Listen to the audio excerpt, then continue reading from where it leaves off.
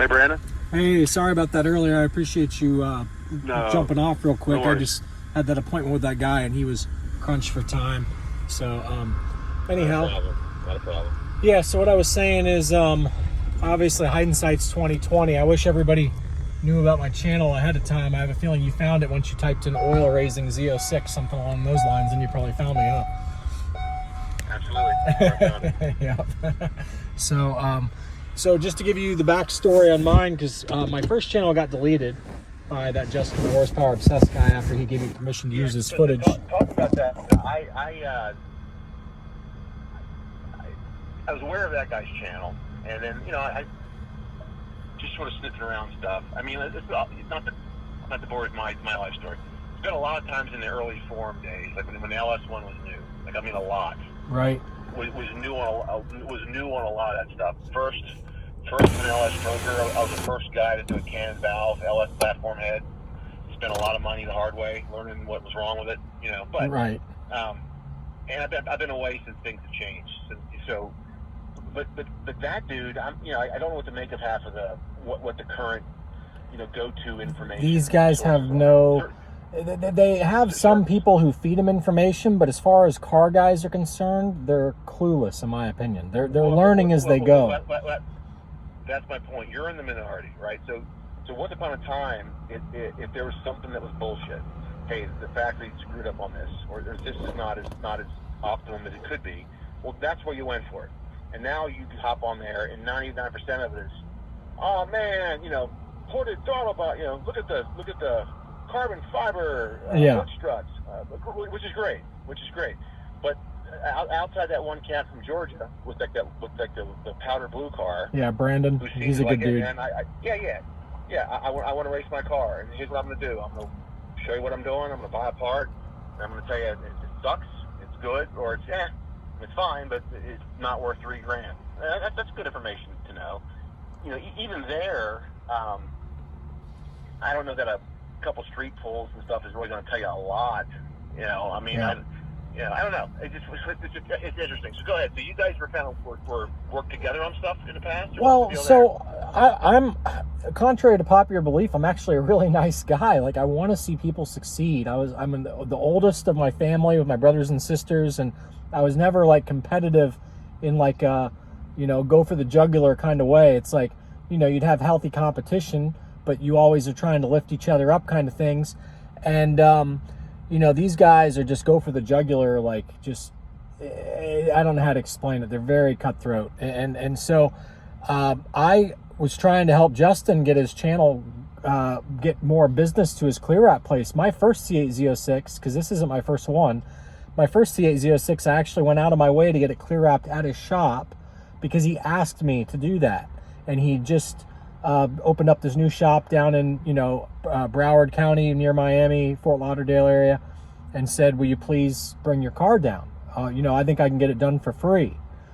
Well, it's all bullshit. But by the time it was all said and done, he's saying, oh, I'll only charge you for the material, and it's going to be, $6,000. I'm like, Justin, my guy in Delray Beach, who does a fantastic job, which is just north of you guys, who I've used 5 times, he'll wrap the whole damn car for $5,000 out the door, and it's exceptional work. Okay, I have nothing to worry about with this guy. He's got a whole crew of people.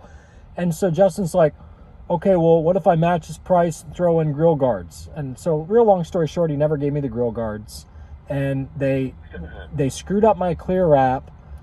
And instead of getting mad, I just let it go. I explained it to him peacefully. But it's like people know that I can get angry, so it's like they try to get a rise out of me. It's like a fun game, which I realize I probably bring that on myself. But there also comes a point where it's like he's got a business he's trying to promote, so why would you go out of your way to try to get a rise out of me when it's your business's reputation on the line? And so the mistake that they made, here's the craziest part. The car was perfect, and then right before they pulled it outside, they sabotaged it on purpose.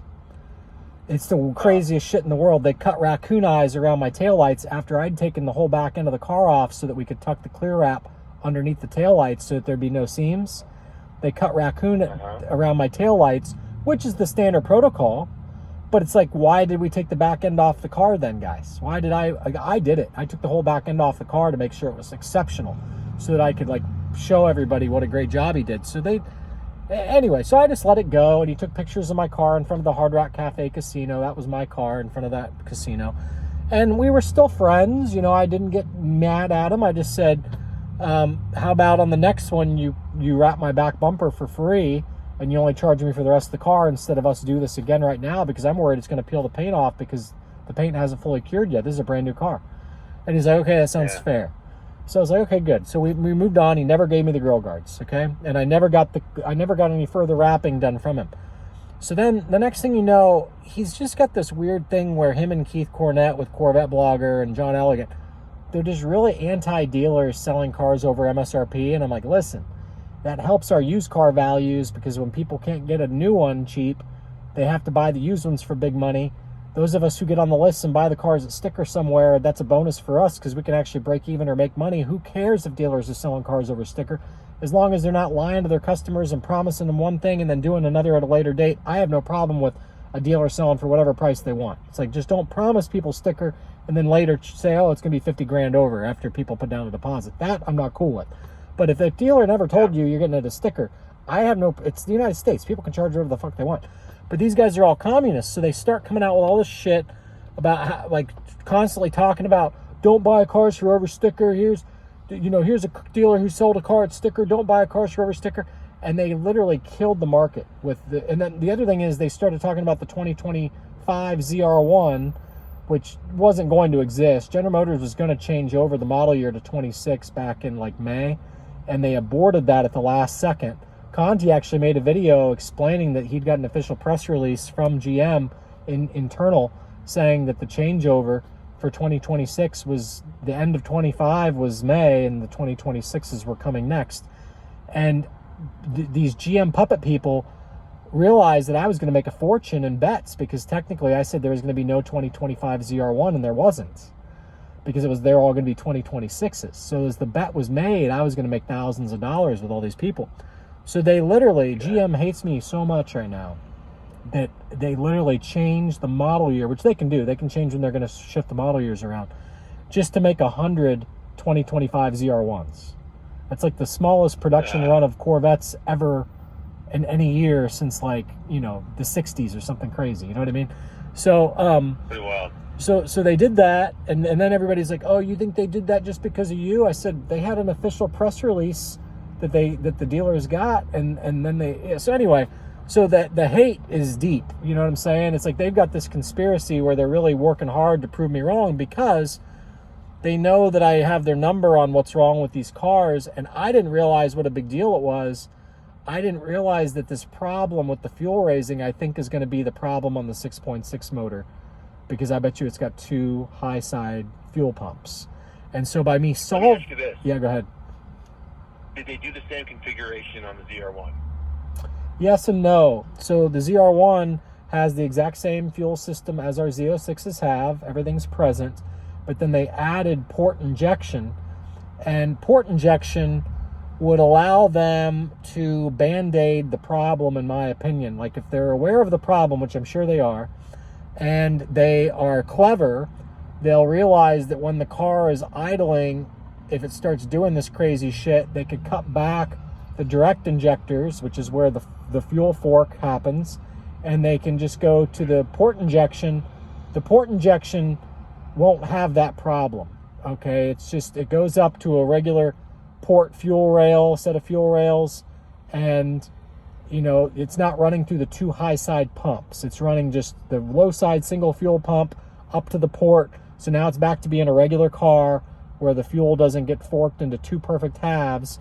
So you're going to have some, cylinders running one way for a moment, some cylinders running another, but it's going to constantly alternate and be random, to where not one bank of the motor is going to run a completely different kind of fuel versus the other bank. Because that's what's happening. I'm sure you've seen the videos where I explain what's going on.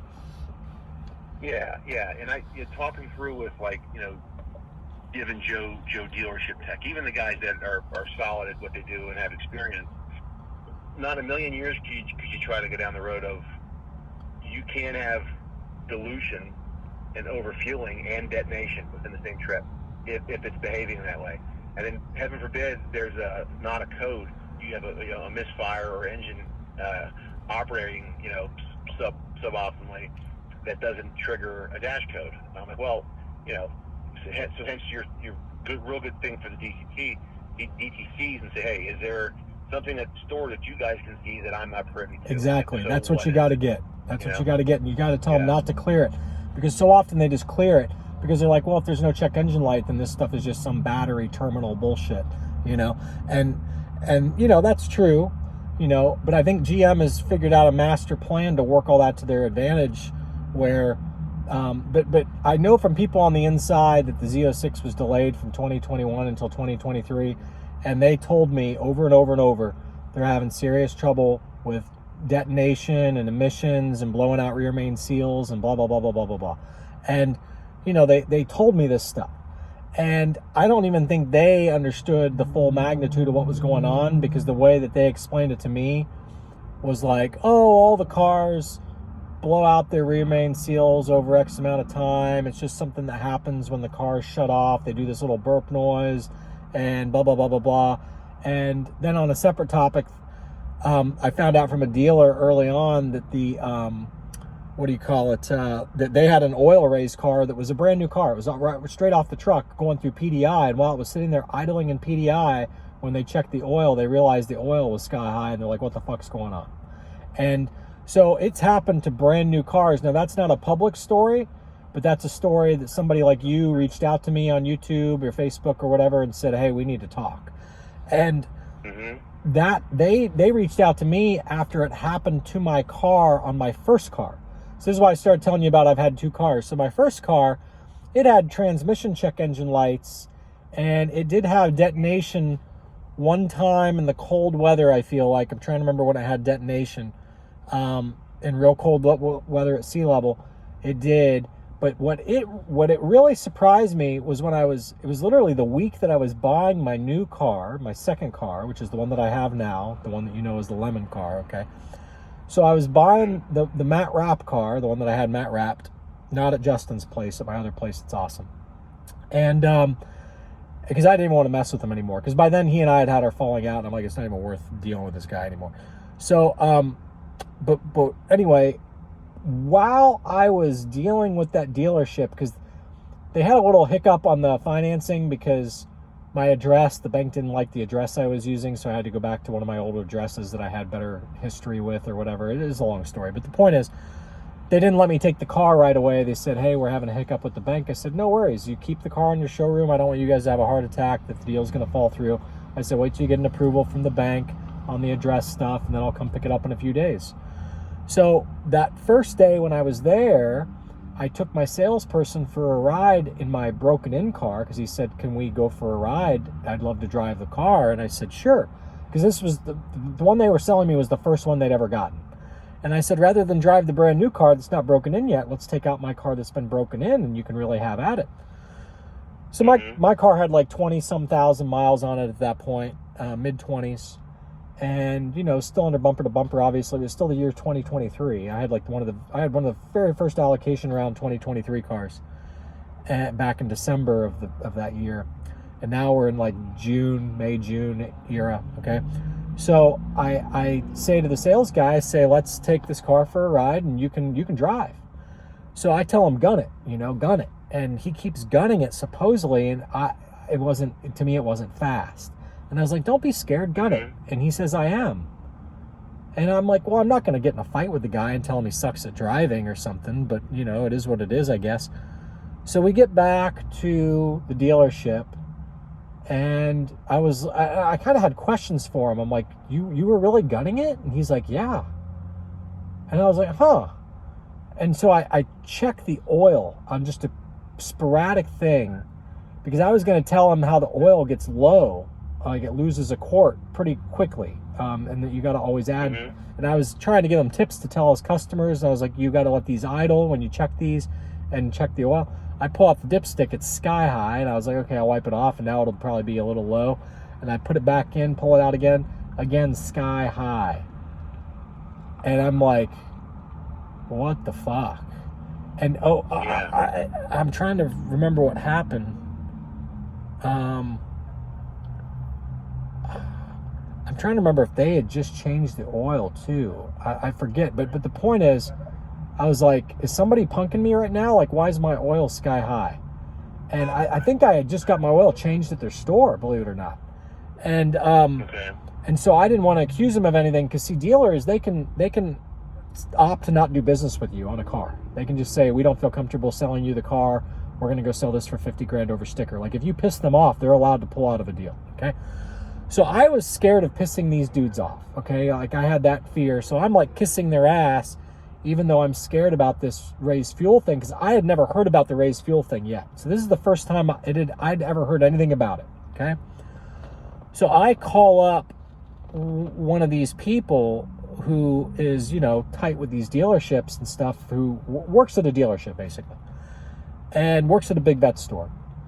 And I text him or call him, I forget what I did, and I just said, dude, you're not going to believe this, but my oil raised. And he instantly calls me, and he's like, I was waiting for you to have it happen before I told you that it does happen, because he says, I know you're the king of lemon in cars, and I didn't want you to like sabotage the car and lie. He's like, I wanted to see if it really would happen to you. He's like, but now that it's happened to you, I'll tell you what I know. And then he tells me the PDI story. And that car got sent back to General Motors. This dealership's in Detroit, by the way. That car got sent back to GM in Detroit to remedy this car, because they couldn't figure it out at the dealership. And General Motors got really pissed off that they had to take it back, but they had a really good relationship with the store, because it's a big Vette store in Detroit. And so they took the car back, they brought it back, they're like, it's just bad gas, who cares? And it's like, well, how does bad gasoline raise the what do you call it, oil? And they wouldn't answer. So I used those clues that then the second time it happened, I started to realize, okay, this is bad gasoline. So I put out the bad gasoline theory, and then all these guys from Miami Car Club start hitting me up. And one of them's like a cop, like a detective, so he's a straight shooter guy.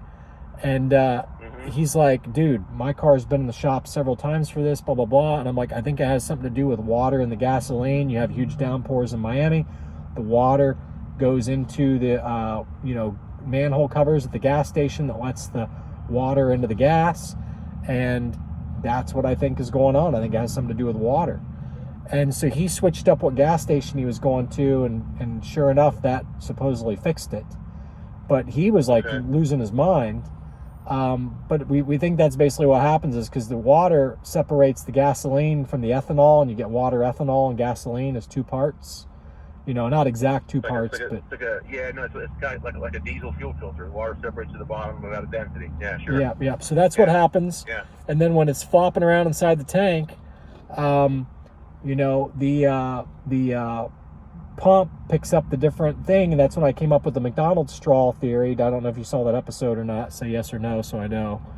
Do you know about the McDonald's straw video that I explained recently? Otherwise, I'll send you that link.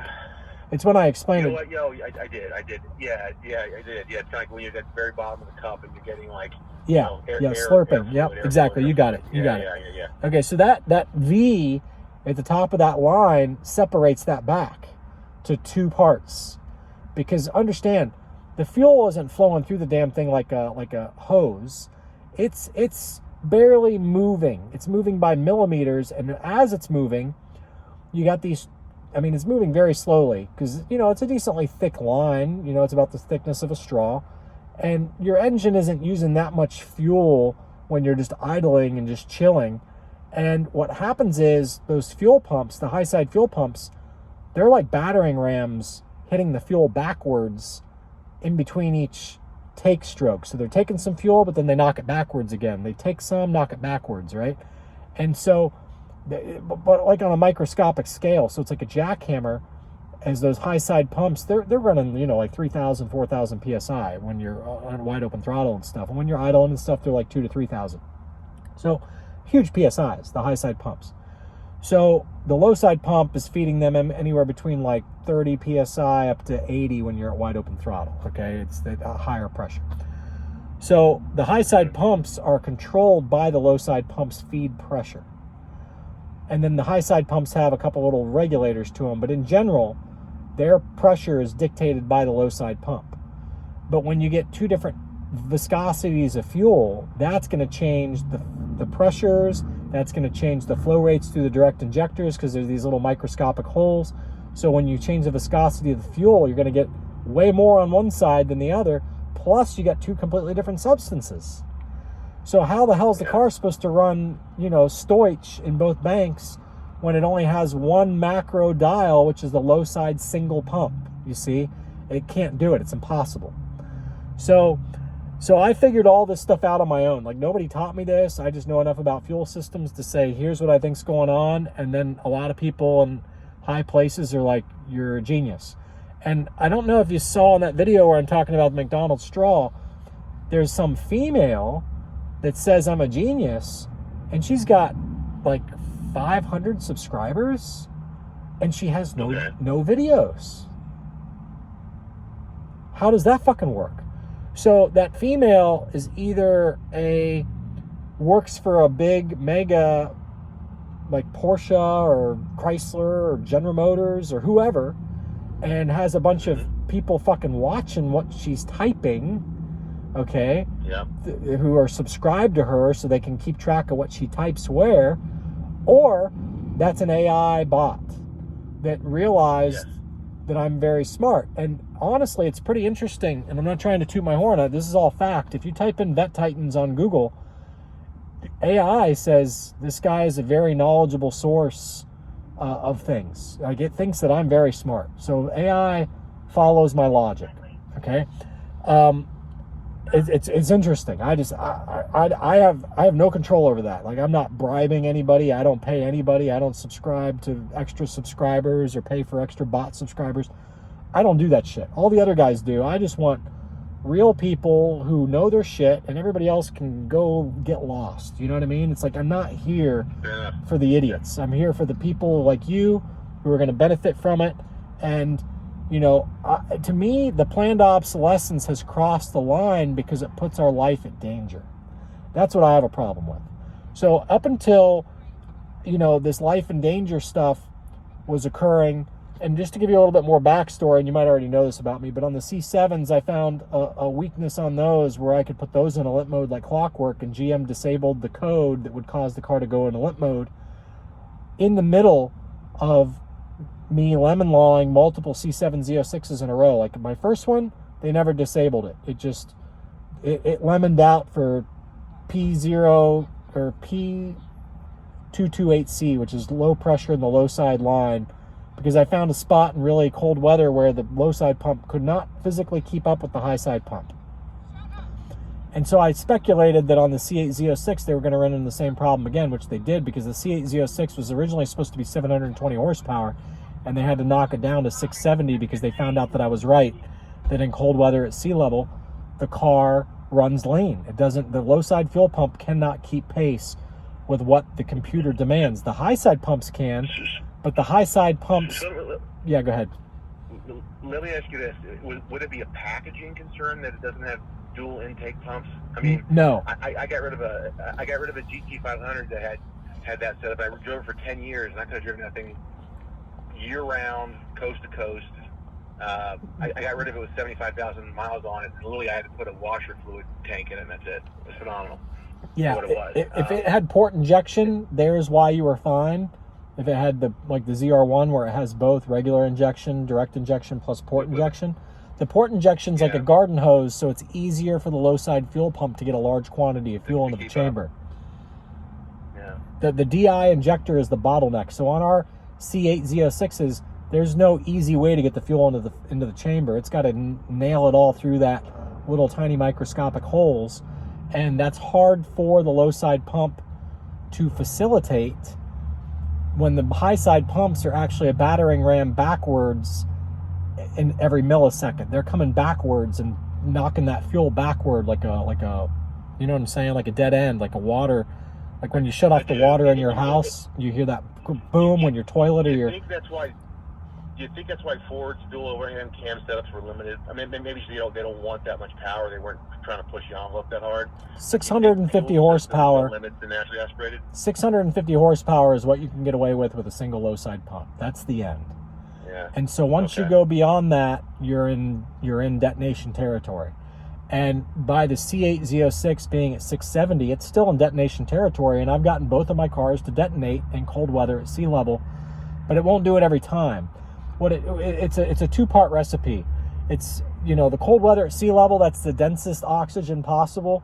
And so at that point, you're demanding the maximum amount of fuel. The computer's saying, I need all men on deck. I need all the fuel. But the other piece of the recipe is if you have any kind of computer glitches in the car, that lowers the voltage to the low side pump, which causes the high side pumps to not get 100% of the low side pump's capability. Maybe it's only given it 90% capability, and that's enough to cause the high side pumps to drop just a little bit in their performance, and it results in a very cloaked detonation. And when I say cloaked, I mean it for two different reasons. One, if you're the greatest tuner in the world, which there's a lot of people out there who think that they are, you'll sit there and swear up and down that in the data there's no issues with the fuel pressure. But the moment that you add a second low side pump, it fixes it. And I know this because I've had 1,000 horsepower cars, 750 horsepower cars. Like, I know the symptoms. I know how it all appears in the computer, and I know that the tuners will sit there and swear up and down, oh, you don't need another low side pump. But the moment I put one in there, holy shit, this car can make 800, 900, 1,000 horsepower now. This is awesome. Yeah, blah, blah, blah. Because I used to take Lingenfelter Corvettes that had twin turbos on them and fix what I believe were intentional boost leaks, because Lingenfelter would have to self-sabotage the cars not to make optimal boost, because otherwise the fuel system would absolutely not keep up. So they would intentionally put boost leaks in their cars and their twin turbo cars so that they would max out around 650, 700.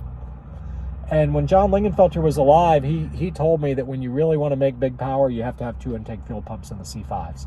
So I know from Lingenfelter himself, the guy who's dead, the guy who's not here anymore, and everybody who's been around since him, it's a big catch-22 if these shops talk about it, because they have a lot of cars they kicked out the door with only one in-tank fuel pump, and they're worried they're going to get sued if they say that there's a definitive, but so part of it is how hard you run the car also, because there's cat overtemp protection program, which if you're used to tuning cars, you know what that is. It's where the manufacturers have a program to keep the cats from melting, and so they run extra rich to keep the cats from melting. It's like a water hose spray bottle to keep the cats cool, and on OEMs they have to do that because they have cats. Now if you soup up your car and you get rid of your cats, you can get rid of that program because you no longer have a cat to prevent from melting, so you're fine. You can get rid of that program. But the problem is when you have that program on, that requires even more fuel from the low side fuel pump, you see? And so that program is controlled by an algorithm that's based on duration of wide open throttle and whether you're near top speed. And so I'm like General Motors' worst nightmare, because everybody has this in their mind that, Jim Miro and Aaron Link and these guys who go to the ring, they run the cars way harder than you do, Brandon. They go at Milford and they go at it for hours and hours and hours. I say, do you guys understand that when I take a car up to top speed and hold it there when I'm outrunning a fucking helicopter, which I've done in my life multiple times, I'm not, but I can't put up videos of that because that's like take me to jail. I have FBI chasing after me. Even if I pass statute of limitations on those, there's nothing to see other than just a little light in the sky, and all it does is piss off law enforcement because they're like, okay, we're going to get this guy sooner or later. We're going to get this dude. You know what I mean? So it doesn't do any good to put up those kind of videos. But the point is, I'll put up a video going 190. I have anonymous drivers who send in the videos. I put up videos of Z06s going 192, 190. But the point is, when you hold the car there at wide open throttle for a long duration, that's when that cat overtemp protection says, we need more, we need more, we need more. It's an algorithm. It's not based on the actual temperature of the cat. It's a calculated thing based on how long you've been at wide open throttle. No one has held these cars at wide open throttle longer than I have. The reason why Mark Royce took the C8 ZR1 to that track that he did and went top speed, that track, I didn't realize it at first. I didn't do my homework at first. That track is at sea level in Europe. And it was cold that day. Okay, so he wanted to know, is this Brandon Byers guy telling the truth about my cars? And I'm going to go learn firsthand. You know, he wanted his name to come up in the courtroom if I ever challenged the ZR1 running lean. You see what I'm saying? So there's definitely an ego match going on, because I was making all kinds of videos saying the dude can't drive, and then he goes out and does this top speed run at 233 in the C8 ZR1. Okay, so he's trying to prove that he can drive, because he was the one who wrecked at the Grand Prix in the C7 ZR1. He spun it into the wall. So he's trying to redeem himself. You see what I'm saying? So, yeah. Because he was the pace car and he tried to show off and he put it in the wall. I'm sure you've seen the video. That was Mark Royce. A lot of people don't realize that. Yeah. So, so anyway, that's the backstory. Is these? It wouldn't surprise me if he's subscribed to my channel and it wouldn't surprise me if he's the chick. You know what I mean? Like, I don't. I don't know. I don't know. I'm not saying that's the case. I'm just saying it wouldn't surprise me if he's subscribed to my channel under another name. And so this is where it gets good for someone like me, because not a lot of transparency across these units of media, right? Our little drag circle, and we were LSX shootout people when that kind of was a big thing that GM sponsored, right? Which I was a huge fan of back then, and so we, but it was easier, right? Building a drag car. So we had a tandem valve LS. We converted everything to carburation. Why? Because I don't have it. It doesn't have to idle. It doesn't have to operate at part throttle. It's hammered down or off. So right. Carburation tuning made more power, and it's easier. Right. It's just easier to screw with. It is harder once you get into that realm, because our race motor NA made just a little bit over 1,100 horsepower, at right around 10,000 RPMs. But to do it on a street car, it's got to idle, and it's got to drive, and it's got to work at part throttle, and it's got to be able to handle on its own moisture and density and barometer and altitude. That's fucking hard. And as I sit here talking to you, when I bought that car this summer, I wouldn't for the life of me think they're still chasing the tail of this stuff. Well, it's planned obsolescence. It's planned obsolescence, because here's why. So the reason why GM does not want us into the tune on these cars is because, in my opinion, they have check engine lights that are not throwing, that should be throwing. Codes that should throw check engine lights are not throwing. And that's a really big deal. As much as it's not a big deal, as far as the letter of the law and the government and emissions are concerned, if you're experiencing detonation and you have miscommunications with the ECM and that's not throwing a fucking check engine light, that's Dieselgate 2.0. I mean, that's what that is. That's a big deal. So, I didn't realize that was the case until just recently. In the beginning, when my car was having detonation, one of the codes that does throw a check engine light, I believe, is, and we can't verify any of this because we can't go in and look at the stuff because it's all locked up on the Z06. But one of the codes that does throw a check engine light is when your crank position sensor forgets where it's at and it needs relearned. That'll throw a check engine light, but that check engine light goes out. It goes out pretty quick. So if you don't get that fixed, that alone, I think, is a planned obsolescence with General Motors, where they're like, you know what, there's going to be a lot of people where when that check engine light goes out after 3 restarts, they're not going to care. And as long as we have this code stored in the memory bank, which that code does stick around, that code doesn't go away to the best of my knowledge, then General Motors can argue in a courtroom, Your Honor, we had a code in there that told the customer to get his crank position sensor relearned. We had the check engine light illuminate, and for whatever reason, Mr. Smith just didn't think it was his responsibility to take his car to the dealership and get this fixed, and that's why his motor blew, Your Honor. So I think they've got a really good case on that one, and I've made videos about that in the past already.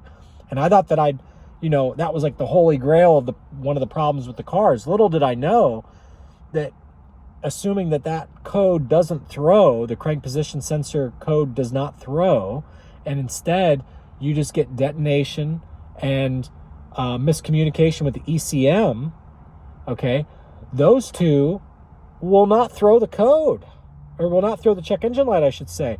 And the codes that they do throw, and I'm not positive of this because I'm having to take the dealership's word for it, that they did not delete the codes.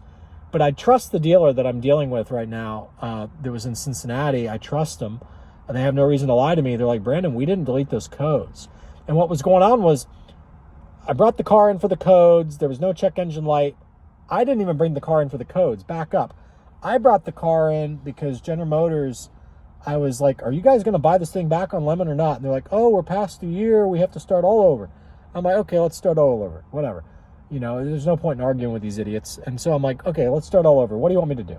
We want you to take your car to the dealership. Okay, we're going to take the car to the dealership. Then what's going to happen? Then we'll let you know. And so I checked the car into the dealership. I'm like, listen, guys, I apologize in advance. I'm dealing with some knuckleheads at GM. They want the car here. The car has a ticking motor when it started cold. They probably want to verify that. Let's, you know, just check it in, make sure there's no codes present, and, you know, whatever. So they come back and they're like, oh, you got codes present. And it really caught me off guard. I'm like, really? And they said, yeah. And that was the first time that I realized that there could be codes present without the check engine light, serious codes. And the codes were U0401 and misfire in like 4 different cylinders, okay? So I'm like, really? And so I was like, cool, you know, this is great because now GM's going to find a problem. Great, fantastic. And my car's a lemon. So I leave the car in there. So on that point real quick, how hard is it are those codes accessible to me with a scan tool, or do I have to have GM stuff? I have a pretty advanced scan tool that Bluetooths to my phone, and they are not visible. And it's the newest. Okay. It's the newest HP tuners. Now, I've been told that if I use that same device and don't go through Bluetooth to my phone, but instead plug into a laptop, that there's a good possibility that I should be able to see those codes. I just don't own a PC Mac. Or I only own Mac laptops, so I don't own a PC. But Anderson Dick, who runs Fuel Tech, who knows his shit, he said that with that reader that I have, if I plug into with a cord to it and plug it into a laptop, that it will show those codes. But I don't know. And I don't know that he knows because technically he does not own a Z06. He owns a C8 Stingray. And from what I understand, the C8 Z06 is, they played a bunch of funky games with these check engine lights. Because again, my people in the beginning were telling me that the car is being delayed because of detonation check engine lights and that they're having trouble passing emissions. Now, when they would tell me that the car was having trouble passing emissions, I thought that was 2 separate statements. I thought that it was, they're having check engine lights for detonation and they're having trouble passing emissions. I thought it was 2 separate things. Now I'm realizing, I believe, that it's one and the same. Because, see, I assumed that the reason why they were having trouble passing emissions was because they were having trouble keeping the cats lit, which they've also admitted that to me, that they couldn't keep the cats lit, which I believe that because the cars run so fucking cold in cold weather. I don't know if you've driven your car in the cold yet, but like the oil doesn't even get above. Oh, dude, it's impossible to get to 170. Right. Bingo. Yeah, you know what's going on. So I was the first one to explain all this shit back in December of 2023. And General Motors puppet people and employees were all subscribed to my channel. I had 3,000 subscribers.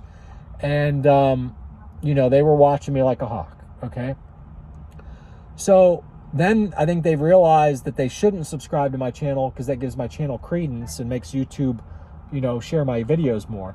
So now it's like they don't subscribe, but they still watch. And that's how I'll get 2,000 views in 24 or 48 hours when I've only got 1,000 subscribers. It's because these people inside GM, they'll shoot an email to each other and they'll be like, look what the motherfucker figured out now. Okay. And so then everybody watches it. But very rarely does that happen anymore. So I was surprised the other day when I made that video about the 6.6 liter new generation motors likely having the same problem with their fuel system with the fork. That one got shared around inside GM. They took note to that. So I know I'm onto something. So I know just by view count which ones I'm onto something. You see what I'm saying? So yeah, which ones are resonating to the silent, you know, silent observer. These exactly sure. Where they're freaked out, where they're sharing it around like, fuck, look what he figured out now. You know what I mean? So anyway, there's a scheme with the codes that only this summer I realized, where after I got the car back, I knew that, okay, I wasn't 100% positive, but I was pretty darn positive because I'm a pretty observant person. I was pretty sure that I didn't have any check engine lights that led to those first detonation codes when I checked the car in, when GM corporate asked me to check the car in for lemon purposes, for lemon examination. I was pretty sure I hadn't seen any check engine lights. So I was like, that's really weird that those codes were present. So I get the car back. They put in a new ECM. I go out and I run it wide open throttle a few times on the highway. I get up to like 120 miles per hour. Would bring it back down to 55, back up to 120, bring it back down to 55, back up to 120. Do that over and over. And the cool thing about Cincinnati is it's actually only 500 feet above sea level when you're right by the river. So I go down to the river, and if I can get something to happen, that's the spot to do it. And I did that, and I brought it right back to the dealership same day that I took it out. Brought it right back to the dealership, and I said, what is, are there any codes present? And I expected the answer to be no. And sure as shit, there were new detonation codes and new cylinders, and again, U0401 after they'd replaced the ECM. And I was like, you got to be fucking kidding me. The car, there's no check engine light present. I haven't even fucking shut off the car except for at the gas station so I didn't blow up. There's no check engine light present. So, I mean, if there was a check engine light, it should have still been on because I'd only shut off the car like one time. You know what I'm saying? So I'm like, you got to be fucking kidding me. They are not throwing a check engine light for something that is a emission warranty item. So that's when like all the light bulbs went off in my mind. Everything started clicking because I realized, okay, this ECM that they replaced was under emission warranty, which I didn't realize at first, until after I picked up the car. I'm like, you guys did a fantastic job of getting that covered under bumper to bumper and citing the fact that I had those codes back at 20,000 miles and blah, blah, blah. Good job, guys. And they're like, no, it wasn't even that hard. It's covered under, emissions warranty. That's an emission item. If you have miscommunication with the ECM, that's a really big deal. Detonation, that's a really big deal. That will make it so that a car is not emission compliant. And that's when all of a sudden the light bulb went off in my mind. I'm like, this is Dieselgate 2.0. They have this shit cloaked, and they have it to where it deletes itself. So now we're going to talk about how I found out that it deletes itself. So I checked the car right back into the dealership. I said, no problem. That way I don't have to Uber to come get my van. My van's still parked outside from when I came here to pick up the car. I'm just going to drive away in my van. You guys take the car back. Start a case with TAC, with GM, and figure out what's going on. So then what happens is the car is there, but its tags are expired because it's been there all fucking summer, okay? Tags expired like in August, and now we're into like September, right? So they're like, Brandon, we want to fix your car, but can you please get the tags renewed? Well, I had to, the address that I'd had the car registered before, I was no longer at that address. So I had to do like an out-of-state inspection to re-register it where I was now and blah, blah, blah, blah, blah. And so I was like, I need to take the car, guys, to do that. And they said, that's no problem. So I took the car to the DMV, and it also had a leaky wheel because one of the wheels was cracked. So I took it and I brought it back. I think I'd worked on the wheel. I hadn't gotten the DMV stuff sorted yet. I just got the wheel fixed at least to get all the tires to proper pressure. And I brought it back. They said, hey, will you do us a favor? Bring it back in. We just want to see the car for like a short period of time. I forget what the situation was. But anyway, when I brought it back in, I never cleared the codes. And they'd never worked on the car yet for that second set of codes that came back the same day I picked it up. Okay, so those codes should still be in the computer for detonation. They should be dormant maybe and no longer active. They wouldn't have the active status next to them. But they should still be in there logged as old codes that are dormant, okay, to take a look at, right? And what happened was when I brought it back in, they are like, did you delete the codes? I said, no. From my point of view, I want the codes to exist, because I'm trying to prove the fucking thing's a lemon, right? So there's no reason in hell why I would delete the codes. So they're like, the codes are gone.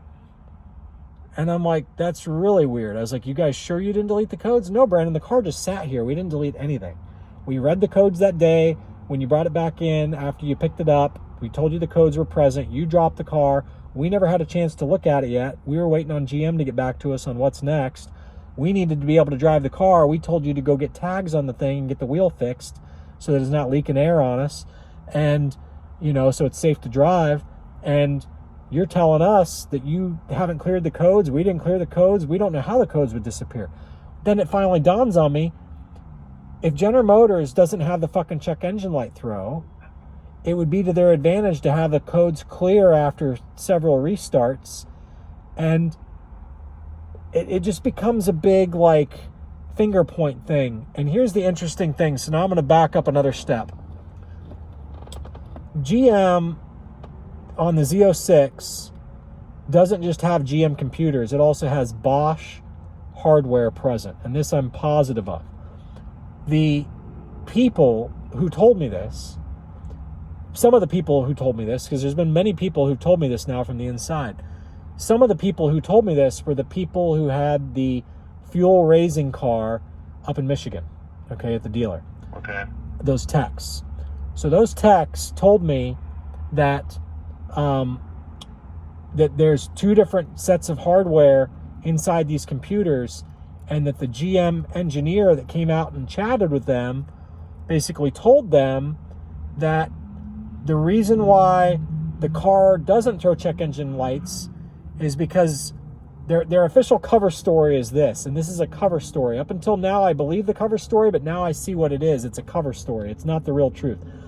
They've created a very clever finger point game between GM and Bosch, where instead of GM just say, we're going to manufacture all the computers for this car, they've subcontracted out Bosch, which uses a completely different computer language, okay, than the GM computer language and their hardware. And these two systems have to get along, and these two systems have to exist on any of their cars that have 16 injectors. And you say, well, Brandon, the Z06 doesn't have 16 injectors, so what the fuck are you talking about? They needed to test this computer setup before they launched the zr1. And then the zr1 is yet further testing for, because it now has the 16 injectors, 8 direct and 8 port injectors, okay? Now, it's the next logical step then for them to get to double direct injectors, which is 16 direct injectors, which is what's coming on the 6.6, the new motor that's secret still, okay? So now that you understand where they're going with everything, why wouldn't they use all GM computers? The reason why they're not using all GM computers, in my opinion, is because GM needs a scapegoat when Dieselgate 2.0 breaks, that their engines and their computers are not telling everybody about the detonation. The scapegoat story that they have is it's Bosch's fault. And the scapegoat that Bosch has is it's GM's fault. You see what I'm saying? It's two different companies pointing blame at each other for why they had to do what they did, and they didn't realize that the car was the way it was. They trusted that Bosch did the right thing, and Bosch didn't do the right thing. Bosch trusted that GM did the right thing. GM didn't do the right thing. So it's plausible deniability where you're going to have two supercorps pointing the finger at each other. Oh, I thought you were going to take care of that. No, I didn't know you disabled that. We didn't disable that. You guys disabled that when you did this, and blah, blah, blah, blah. And it's just going to turn into this big shit show in the courtroom. And at the end of the day, the judge is going to say, okay, moving forward, guys, what are we going to do to fix this? Okay? And that's if it even gets that far. You see what I'm saying? They're going to pay everybody off to not even get that far so that it doesn't get in front of a judge. It's just so wild that with what's at stake. I mean, I'm not my dad is 80, loves Corvette. I mean, God for Corvette. I don't know what that brand's future in 20 years is, because the buyer is aging. Barrier to entry is fucking almost impossible for someone starting out working a normal job. And this kind of stuff, like how much are you willing to endure this kind of nonsense for brand loyalty, or the average guy, or is just their buyer, their customer, the car show guy who's never going to find this stuff out? Bingo. And that the guy is never going to find this stuff out, and by the time he does, to them it's a big math equation. Here's the math equation in simple terms. For every one car that fails under warranty, there's going to be 3 or 4, if not more, that fail out of warranty. So whatever money they lose right now replacing your and my motor, they're going to make that back tenfold. Because understand something, even with the core charge, which the reason why they're giving people so much fucking money for these core motors, I mean, think about it. They're going to give me $10,000 in a nutshell. It's like $9,900, whatever. They're going to give me $10,000 if it comes to that where they void my warranty, or it comes to that where they try to void your warranty on your motor. They're going to give us $10,000 for our motors, and they're not going to give us a new motor unless we give them our motors. So the core is contingent. Your sale of a replacement is contingent upon you absolutely returning the core. Bingo. They do not want these motors. They don't want the broken motors in our hands, and they don't want people to be able to obtain the new motors to be able to throw into kit cars, because the problem is the moment that you throw the car into a kit car, first thing everybody finds out is, holy shit, this engine makes 720 horsepower. It dyno's 50 more. And I'm running an A1000 aeromotive, dual whatever. I've got no filling issues because it's crude and I don't need to worry about the on the road stuff. Well, no, it'll make 700. It'll make 720, no problem, right out of the gate on the regular fuel system, but it will eventually fail very quickly. Okay, and so then GM now has a crate motor warranty issue. Okay, where the motors are blowing up at 5,000 miles left and right, 2,000 miles left and right, where people keep coming back for a new motor. And when the people say, I have the exact same fuel system in the car as you do, General Motors, what's the fucking problem? General Motors is going to say, because you tuned it and you made 720 horsepower instead of 670. Yeah. And at that point, the cat's out of the bag that every C8 Z06 is right at the ragged edge of fuel capacity. And that is evidence towards a class action.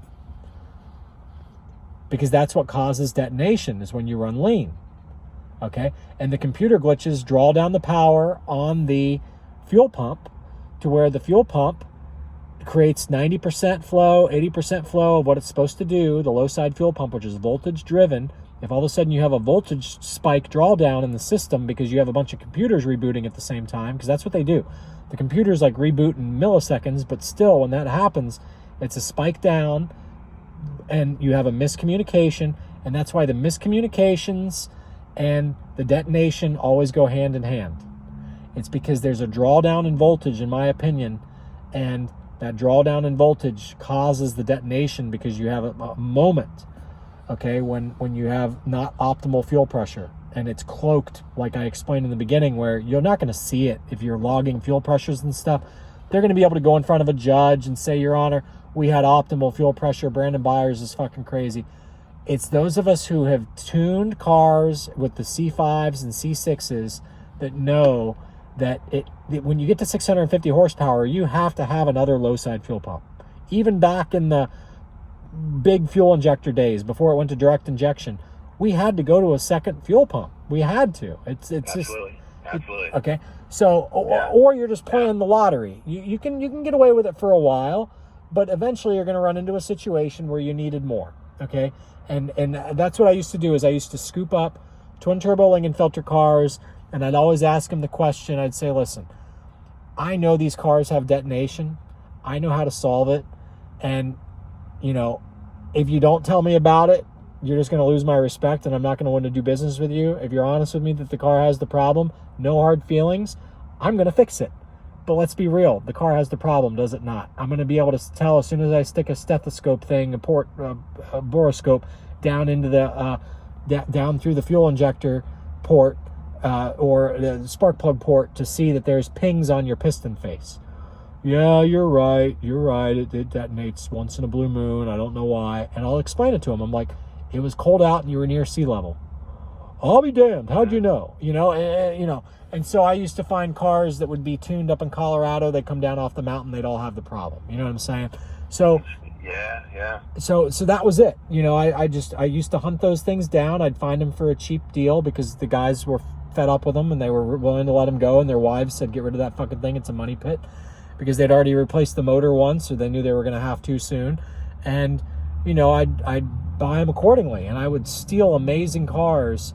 One of the best cars that Spring Mountain's ever had around the racetrack. They knew the car. I bought that car from a guy dying of cancer. Unfortunately, he passed away. His name was Robert Durso, and that's literally one of the top Lingenfelter cars that Lingenfelter's ever built. And I ended up putting a better fuel system in the car, and the car made over 1,000 horsepower. It's fantastic, but originally it was only a 650, 700 horsepower car.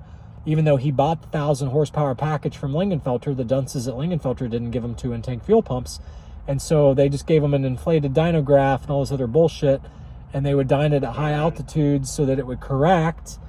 And then when it would go down to lower altitudes, he'd experience detonation. He couldn't figure out what the fucking problem was because he lived in New Hampshire, close to sea level. Okay, so anyway, and it gets cold up there. Okay, but when it was out at Spring Mountain, it's okay because you're thousands of feet up and blah blah blah blah blah. But if they take it down to Death Valley, it's detonating. Okay, so it's just one of these things where nobody can figure out. Anyway, I could talk for hours, obviously, but so that's it. It's a big planned obsolescence game, and in my opinion, GM is doing it because all the manufacturers are going to it, and GM is just rolling the dice of wouldn't it be nice if we could have this on computer control? And what it basically boils down to is all they have to do is have an infotainment glitch in Google infotainment, and there's yet another party to blame. Okay, all they have to have is a Google infotainment glitch, and now it's a big three-way point.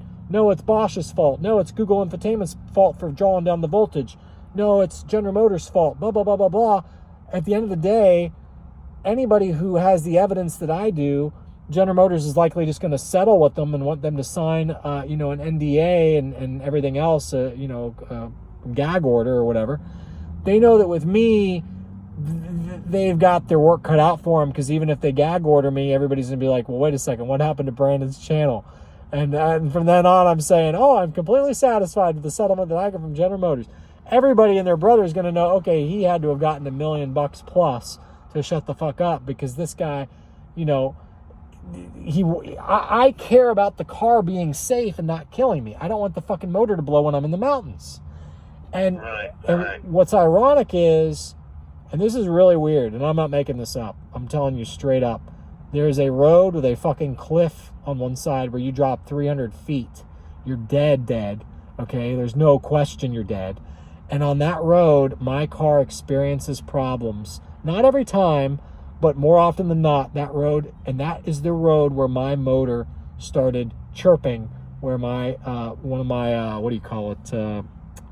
the last few weeks, one of my bearings or whatever was going out. There's ironically a dealership at the bottom of that road, and there's nowhere for a fucking tow truck. You're going to stop traffic and hold everybody up which is really dangerous. You can have people come around these blind curves and fly off the cliff and kill somebody when they realize there's dead stop traffic. So there's no way I'm going to sit there and wait for a fucking tow truck. So I proceed down the hill to the dealer, and the dealer, they're not a Vette store for C8s per se, but they're a Corvette store for previous models. But they're just like, oh, you know what? We see this stuff all the time. It's the muffler baffles causing it to do this, or it's bad fuel, blah, blah, blah. I was like, well, I agree with you, bad fuel situation. But at the end of the day, guys, I'll go put some better gas in it, because I was down to like 30 miles till empty or something like that. I was like, I'll go put some better gas in. But I was like, I don't think that's what this one is. I said, I think this motor's letting go. And so I go get better gas in it, drive it a few more miles, and seeing if I could get up the road to the other dealership, which is like a half an hour away. They told me it was 10, 15 minutes away. It's a half an hour away. Mm-hmm. And I just pull into a tow truck place. I'm like, fuck this. I don't want my motor locking up on the road, because then they're going to say I was negligent. So I pull into the tow truck place. They put the tow truck down. We called it in through GM Towing. That's the other thing I'd always recommend doing, is whenever you have issues, just have your car in a parking lot somewhere, where you're, allowed to be or whatever, and call GM Roadside Assistance. They'll send the tow truck out. You have the car towed. So if your engine ever starts making noise or whatever in the future, you just get your car towed to a dealership. That way it's all on paper that you did it by the book. And that's what I did. I had the car towed. We had to start the car to pull it up onto the rollback, because you know as well as I do, you can't get these fucking cars into neutral. And so we started it, got it up on the rollback, and then we started it to get it off the rollback. And as soon as it went into the parking spot at the dealership, as soon as we backed it off the rollback, the car died on its own. And I said, I wonder if it'll restart just for kicks. And when I went to restart it, it would not. And it drew down the power, because it tries to start for like a few seconds. It doesn't just start while you're holding the button. It continues to try. And so I had to like fuck with the button to get it to stop trying. And that drew down the battery. And so that gave me, you know, even more engine lights or whatever. But what were you showing at hot, at idle lower pressure hot, right before I went to have it? I still had oil pressure. Was it 25 and higher, or was it down to like 10, 15, 12, something like that? No, it was higher than 25. I still had oil pressure. Okay. What about you? Well, I sit right around at toggles 24, 25 at Yeah. hot idle. And so I'm like, which I thought was, lowish. I mean, the only thing I had to benchmark this against is my race car. We have a Peterson dry sump on that. Well, I run these have these really computerized oil pumps to maximize fuel efficiency. So when you're idling, they're making low pressure. But I don't know what it is. No, they should. I mean, you know, and vacuum's not what it is with RPMs up. It's just a wild kind of phenomenon. It's what I've always watched most on our race motors. You know, as hot idle drops, and this is a different deal. You're running 50 weight oil is thick oil. You know, right? It's not like we're running an 010 or an 020 that we drag race with. It's always going to be thin. It's funny. This is great stuff. My gut initially was like, okay, high horsepower NA motor. We have low tension rings in our stuff. Our stuff's all naturally aspirated, our heads up class. And we run VP Q16, which stinks. It smells great, but it's very, very distinct odor. And the oil sump, it gets fuel contamination. But I make 4 or 5 hits, 6 hits, 8 hits a weekend. I'm good. They'll get put on the trailer early, and you come home and change oil. I'm like, did I buy a car that I've got to freaking change oil every month on? Like, what the frick is this? And this makes a lot more sense that, well, it's not the ring pack. It's a much bigger catastrophic problem. I tell you what the pisser is. You think for your flagship brand that you know I can see cutting corners on the fleet stuff, the trucks. It's not even about cutting corners. It's about planned obsolescence. That when people own these cars, see when most people who own these cars, they let them sit. You know what I mean? And that's the big culprit that General Motors can blame it on. Oh, you let the car sit. Well, obviously, I'm not letting it sit. Okay, I'm the fucking highest mileage driver on planet Earth outside of General Motors. I know that. And there's a lot of other guys out there who claim that they are, but it's just simple math. It's like, no, guys, I got more miles. It's like, why do you keep saying you're the most when you know I drive more? But neither here nor there. You know, like Jesse's one of them. And, you know, he's a good, polite dude. It's funny, when Jesse has problems, he calls me. I'm the first guy he calls. He's like, what do you think's going on with my car? It's got transmission issues, blah, blah, blah. What do I do? And, you know, I just tell him, I'm like, it's under warranty. Just roll back that fucker, you know, to the dealer and you know, call roadside assistance, get it done. But, you know, but these guys, they know that I'm right. But at the same token, they have to not piss off General Motors like I do. And, you know, he races for Chevrolet and Hendrick and all these guys. So he can't be like I am at all. You know, he's respectful. He's a Marine. You know what I'm talking about, the black guy. He's a great guy. And and so, you know, but at the same token, you know, these guys, I almost feel like General Motors like pays them to say you're the highest mileage car. And just say you're the highest mileage car. So Speed Phenom does it. He does it. Other people do it. They all say they're the highest mileage. And it's like, guys, I put more miles on each of my C8 Z06s than any of you have done yet. You know what I mean? So it's neither here nor there, because I've had a couple, obviously. But and behind the scenes, you wonder who's a mouthpiece for GM. You know, in the cloak of anonymity, right? Right. It wouldn't surprise me even if, you know, and I think you hit something with like, it wouldn't surprise me if there's internal guys, you know, pumping the tires of the aftermarket guys. Yeah. Push this aftermarket shit to help us with warranty issues down the road. Right, you know? Absolutely. I mean, I don't know that they think they're highly of the horsepower obsessed crew or whatever, but I mean, he looks like he has a bunch of subscribers, but I between you and me, and I've said this publicly on my videos, I genuinely think his subscribers, like half of them, have to be bots. And the reason why I say that is, back when he and I were like friends, and then we're having our falling outs and having our verbal debates over the phone and shit. But before we really had our falling out, he was like, you having 3,000 subscribers is a big deal. You're part of the vet community. And I'm like, the way he said it was just so weird. I'm like, Justin, at the time he had like 70,000 subscribers. I was like, you have 70,000, I have 3,000. He goes, Brandon, it took me a long time to get to 3,000. He's like, you got there a lot quicker than I did. And that's when the light bulb kind of went off in my mind. I'm like, and then Conti, I feel like when you look at the videos, Conti has way more people, different people commenting on his show than Justin. Yeah. And there was a time when Conti and Justin were tied, like neck and neck at like 50,000, somewhere in that ballpark, 70,000, somewhere in that ballpark. They were like tied, real close to each other. And then all of a sudden, Justin just ran away with it. And that's about the time that Justin and I had our falling out. And I feel like he did something for GM where they pulled some strings and got him a bunch of bot subscribers. I could be wrong, but maybe he just got them on his own. But either way, whether GM had a part of it or Justin did it on his own, I genuinely believe that a huge chunk of his subscribers are bots. And, you know, so it is what it is, you know, whatever. I don't care.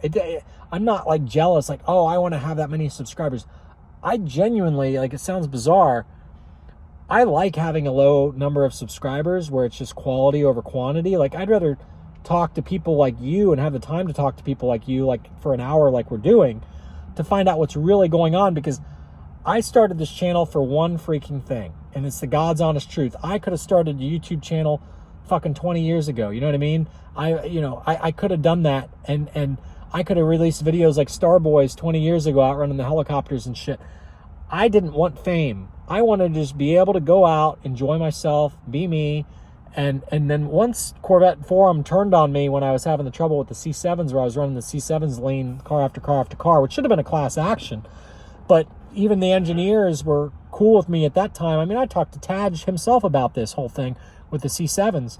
And, you know, I gave him fair warning. I was like, as long as you guys fix it on the C8s, the Z06s, I'm not going to start a class action on the C7. As long as they just keep lemoning me out of the car, it is what it is, I guess. I'll just keep getting a new car and realize that it has a weakness. But just fix it for the C8 Z06, will you? And because of that conversation that I had with Taj is why the C8 Z06 is not 720 horsepower. Because they had to test the car in the conditions that I said were going to be a problem. And they found out, sure as shit, I was right. They were blowing motors in the conditions that I said would be a problem. And so, because remember, they disabled all the fucking detonation codes from throwing check engine lights to pass emissions, right? So the motors would just blow up, okay? They just detonate until they blow. And, you know, or they'd, you know, really fuck up their bearings real bad to where inevitably they would blow. And so my inside guys, I have many, many, many inside guys. And it drives GM crazy because they're trying to figure out who all they are and they can't figure them out. And I'll just be real with you. They fired one guy at Tremec who was one of my more recent guys who was giving me information. And he's just like, you're spot on. They need bigger filters on the transmissions and blah, blah, blah. And he's like, I've been trying to tell them, and we were trying to create a better EDIF program and blah, blah, blah. And GM, you know, but neither here nor there. They end up firing him because the guys at Corvette Blogger, which is who Justin at Horsepower Obsessed is friends with, that Keith Cornett guy, and John Elegant, who runs Mid-Engine Corvette Forum, John Elegant and Keith Cornett, one of those for sure, because I gave the information to Keith Cornett, one of them threw the Tremec guy under the bus and got him fired. They ratted him out. It's a long story. I didn't even give the guy's name or anything. It's a whole nother 20-minute long conversation that I want to get into because you told me you only had a half an hour, and here we are at an hour and 10. But you know, so I respect your time. But I'll tell you the story sometime. But the point is, they literally went on the offense and got the dude fired because he was giving me information. And he was told that they were who got him fired. Like when he got fired and let go, they told him Corvette Blogger is why you're being fired.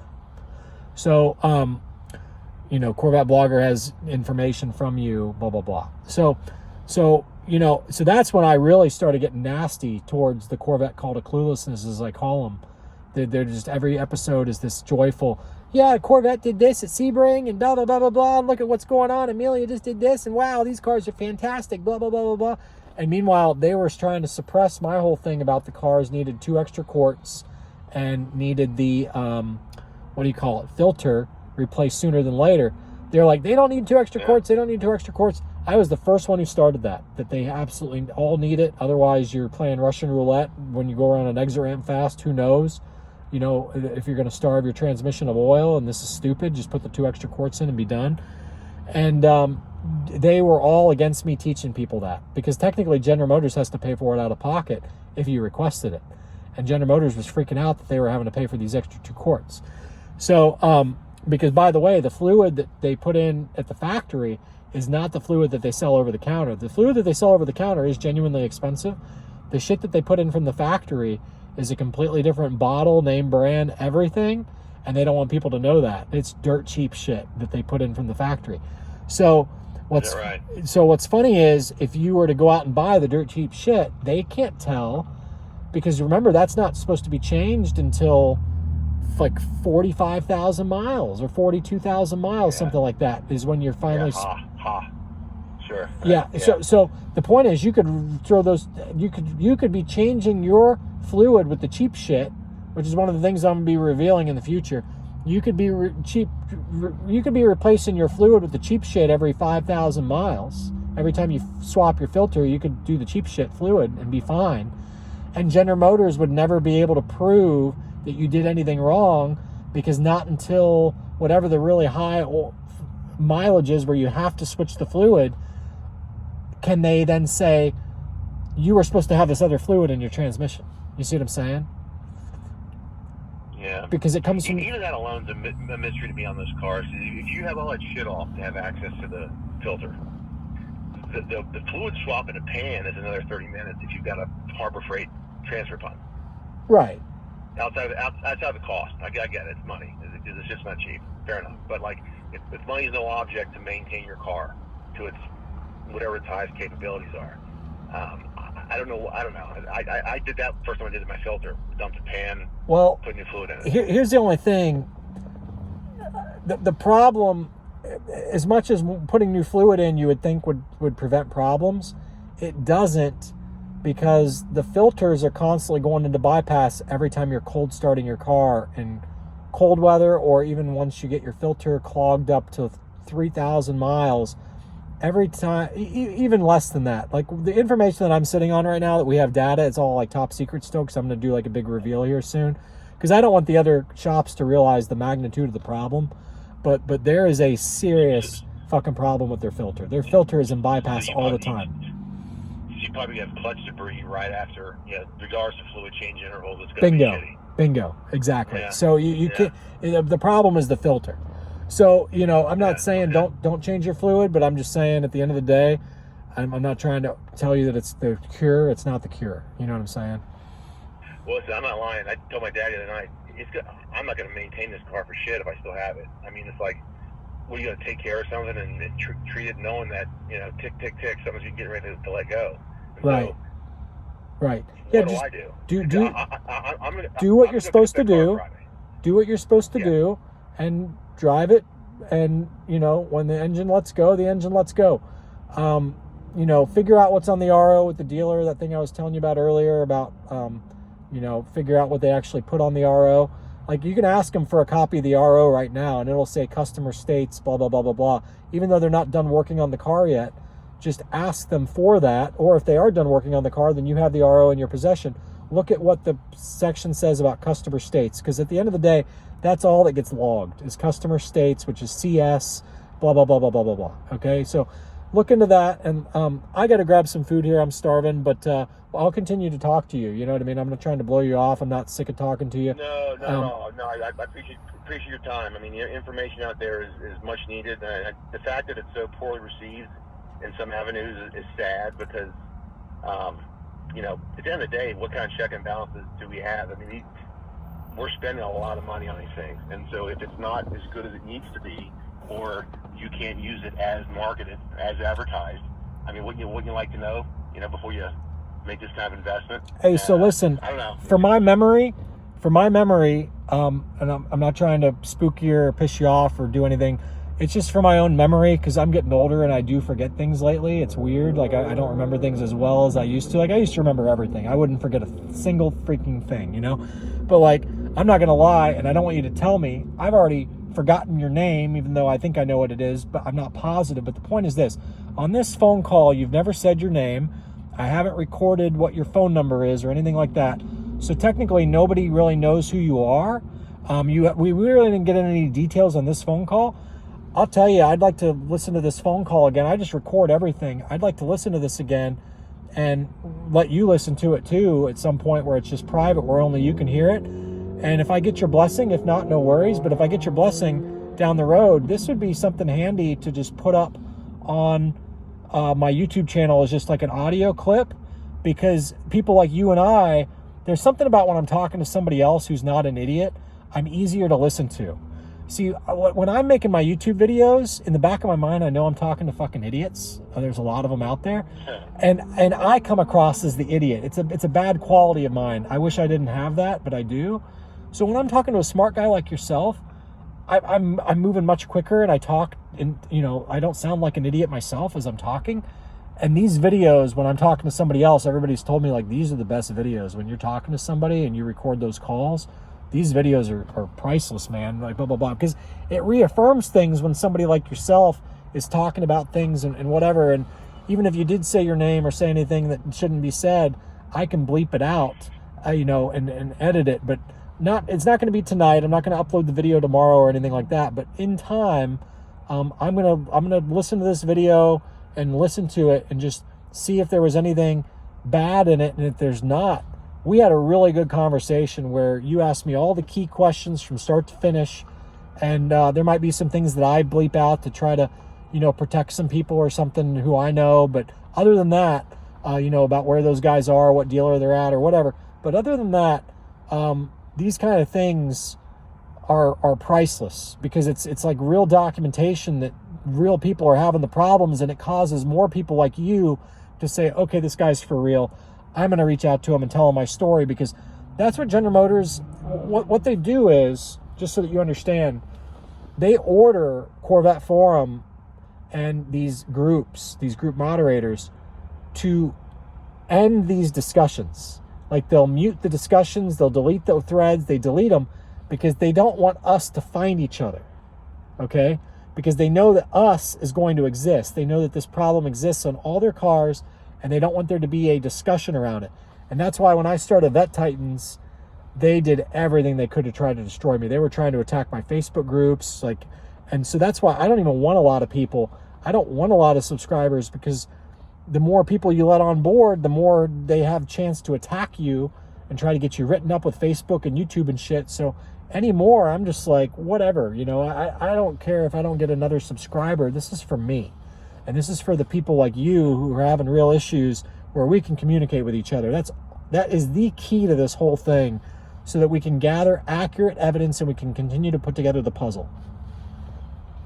And you'd think once upon a time, it was encouraged. Hey, tell me what.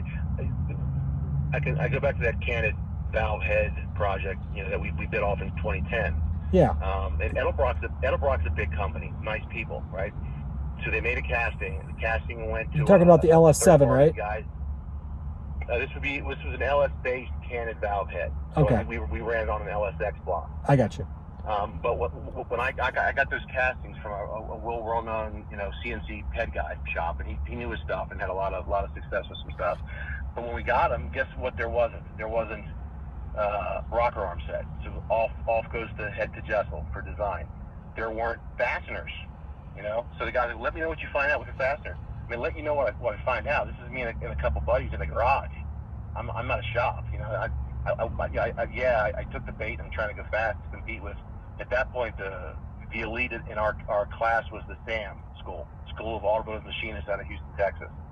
But they were big outfit sponsored, and I was just kind of like, okay, I want to chase this thing and get better. But the fact that nothing was figured out, but they wanted to know, if you have an issue, we had a valve train issue coming into it.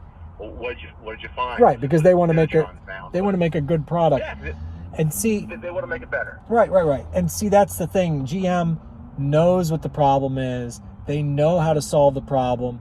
But here's the other thing that I think might be going on. If they put 2 low-side fuel pumps in the tank of the Z06, for instance, then technically the fuel would be there, that if we threw twin turbos on the car and put in turbo pistons and figured out how to cheat the tune, like we cheated the mass airflow on the beginning in the Stingrays before we were in. Everybody was cheating the cars, you know. I think that they realized that we could make the Z06 superior to the zr1. And they don't want that. They want the car to be on the ragged edge of fuel so that they're failing down the road. And I genuinely believe that it's going to be like cell phone obsolescence where they just flip a switch. Like, it would not surprise me if they're not fucking with me. Okay? And it would not surprise me. Like, okay, there's only so many options why my car has check engine lights and non-check engine lights, but still has detonation and the engine lets go. It makes you wonder how powerful is that external communicator with the Google system, right? Makes you wonder. Oh yeah, no. See, the thing is, they don't like. There's no mystery here. It's common knowledge. They don't have to do an over-the-air update to alter things on your car in real time. They can alter your car in real time. They can lock your doors, unlock your doors, change the timing on your motor, change what your fuel system does. They can change anything they want on your car right now. The over-the-air updates is like going from like Windows 95 to Windows XP. That's what that is. But the rest of the time, this is like a shared file Excel spreadsheet where they can go in and they can change anything they want anytime they want. Okay.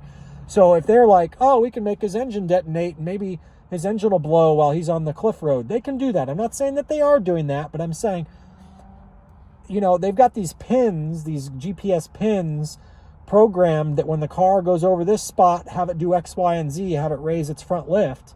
They can use that exact same program to say, have his brakes go out and his detonation to occur. I mean, they can do that. They can absolutely do it. Are they doing it?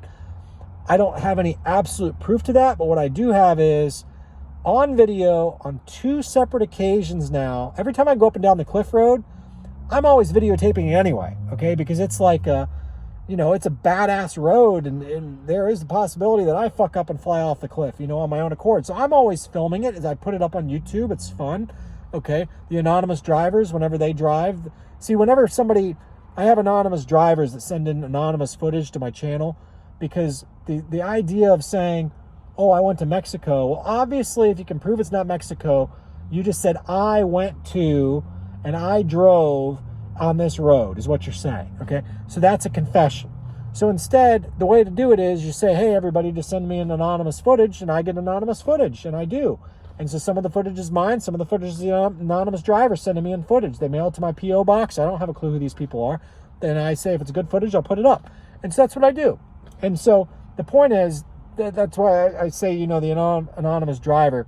And that was more big on the last channel. On this channel, I don't say it so often. Everybody just kind of gets the hint that I'm, you know, but the point is, you know, I'm filming, or the anonymous driver's filming every time he goes up and down this cliff road.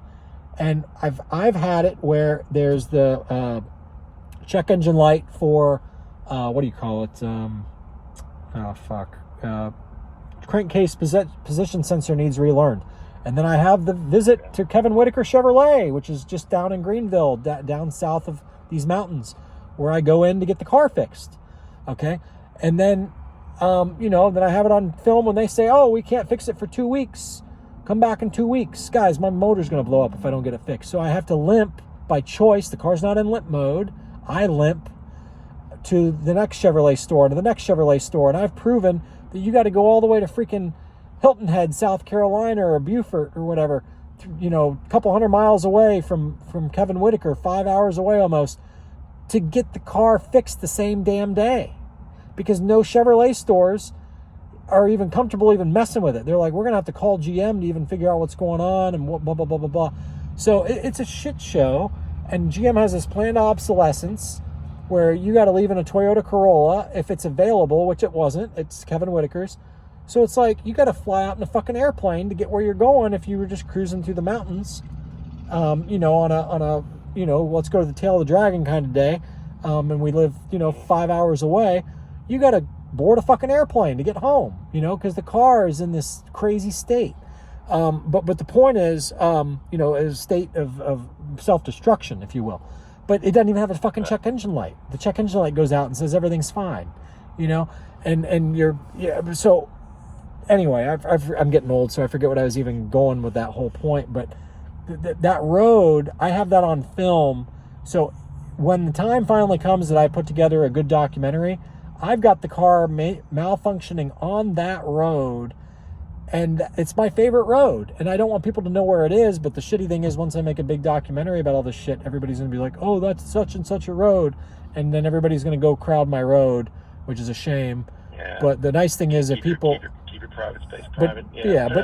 If people fuck up on this road, they're dead. It's not like Tail of the Dragon where you go into the woods. You're off a fucking cliff and you're dead. So, anyway, but that's the thing. I don't push the car to the nth degree on that road. Other roads near there I do, but that road I give myself a 20% cushion because I'm not keen on dying, and I know that at any second GM can flip a switch, or I could just have a genuine malfunction and I'm gone. And what's interesting is when I'm only driving at 80%, I have malfunctions on that road. So let me tell you the other two things. I'll make this real quick. The other things I think might be the case is there might be some secret government radar inside the fucking mountain that causes the computers on my car to glitch. That's option 2. Option 3 is the altitude change. Okay? But that one's weak to me because there's another road that also does a big altitude change that is the other one that I'll go full tilt on, and I don't have problems on that road. So the altitude change is kind of like, So I'm really down to believing that it's either GM's got a pin dropped on that road and knows that sooner or later, if they can get my car to malfunction bad enough, there I go off the cliff, okay, when these glitches happen. Okay, or the military base idea that there's some sort of electronic equipment inside that fucking mountain that's so strong that it just causes the car to glitch. And I'm literally to those 3 choices: altitude change, GM dropped a pin on that road, or military radar. The military radar I only recently thought up. I was like, oh, there is another possibility. There could be like a little Area 51 inside that fucking mountain that I don't, something that's secret. You never know. Let me ask you, I admire your tenacity with this, because I'll be honest, my Corvette experience may be N=1 if this doesn't work out favorably. Yeah. But you tend to keep pushing the platform, C7, C8, and as mad as it makes GM, you're still doing it for benefit of the Corvette. Why? So the non-Z... They're pushing me right to Porsche. I'm not lying. I'll buy a right. GT4 RS and never look back. Bingo. So I'm with you. But even with Porsche, what's interesting about Porsche is you got to spend a lot of money to get the mechanical diff. And the non-Z51 C8, I owned one of those. See, I owned a bunch of Stingrays. I drove 200,000 miles in Stingrays, basically. And C7 Z06s, I drove 200,000 or 300,000 miles in those. So I never drove Stingrays before until the C8 came out. See, I never owned a C8 Stingray until the year like 2021 or late 2020, when I realized that the Z06 was going to be late. I was always a Z06 guy. I've never owned a Stingray in my life, okay? So with the C8, I was like, you know what? I can't lose if I buy the fucking car at sticker and can turn around and sell it for a profit. I can't lose. Let's check the car out and see what it's about, So I go ahead and buy one, and I buy a Z51, obviously, because I want to buy the best one. And I knew that the handling on it was bogus. I didn't like the handling in high-speed turns. I knew that it was going to kill me. I knew there was something going on with the computer or something with the weight balance. I blame myself. I figured it's the weight balance. So the first thing I did was I took my coupon for Spring Mountain, and I went out there with, an acquaintance that I knew could also drive really well, okay? And we didn't know each other well enough. Like, we didn't know each other. We'd never met in person. We'd met each other online, and we both knew that we agreed on a lot of things, okay? And so he'd driven the C8, I'd driven the C8. And so I said, hey, you want to go out to Spring Mountain with me when I go out there? He's like, yeah, sure. So we go out there together. We used our coupons on our C8s. We go out there together. And long story short, he and I were the 2 fastest dudes in the class. And there was a third guy who was equally as fast as we were, but I wasn't trying to, again, contrary to popular belief, I'm not really an asshole in real life. I wasn't trying to outdo these guys. I was there to learn what's wrong with this fucking car and what happens when it malfunctions, because I knew there was something going on. So like on the back straight, when you're going over 100 miles per hour, I'm dodging imaginary deer, like putting the car into like slight drifts and shit on the back straight, and the guys with the binoculars are like, what are you doing? You know, like, we're gonna kick you out of here if you continue this nonsense. You're like, what the fuck? So I was just out, and I was honest with, you know, all the guys out there. I said, I'm out here to learn what is this car doing, and they're like, oh, you don't want to upset it. I was like, no, I don't think you understand. I do want to upset it.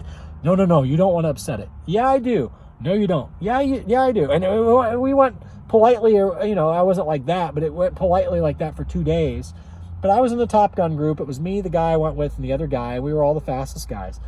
My memory card ended up getting deleted mysteriously. They said that the infotainment glitched, which is a real problem. I'll give them that. So I'm not saying that they sabotaged it, but I also went straight off the track into a paved area because I knew that when I wanted it to glitch, I wanted it to be on this turn because it's paved runoff.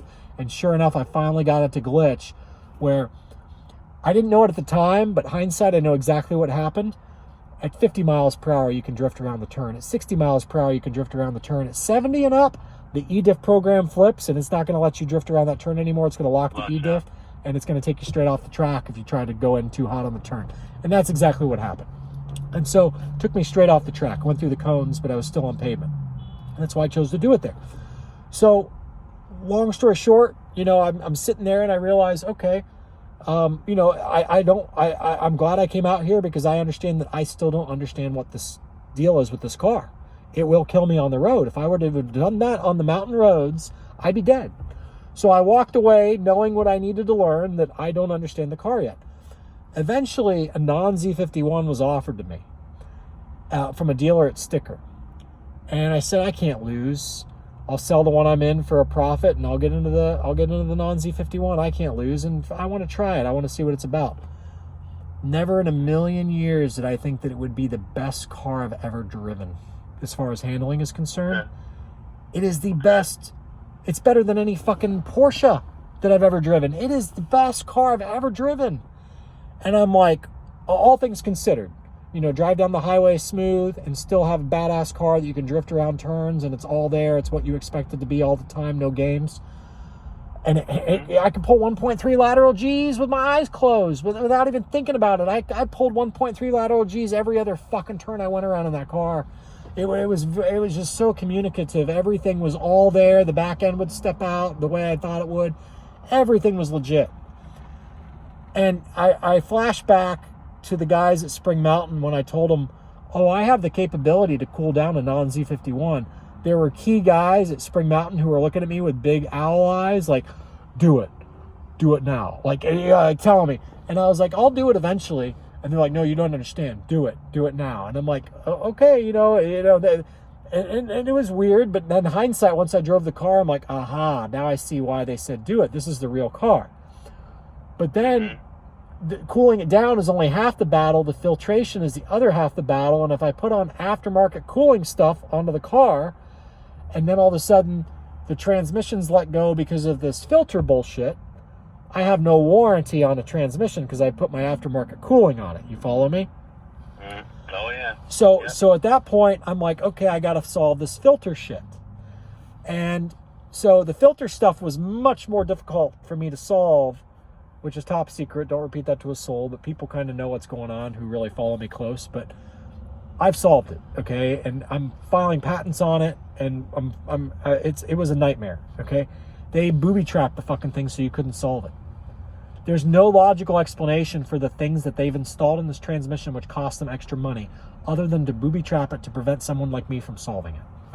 Because they knew that the moment that someone solves it, now there's a solution that when these transmissions are failing, and every car that has my kit on it doesn't fail, okay, that then goes in front of a judge in a class action and says, Your Honor, here are the cars that don't fail, that have this different filtration kit and better cooling kit. Here's GM's cars. Here's the solution. A stupid judge and jury can say, General Motors, you need to put that on your cars. And if I own the fucking patent on it, pay me. Pay me.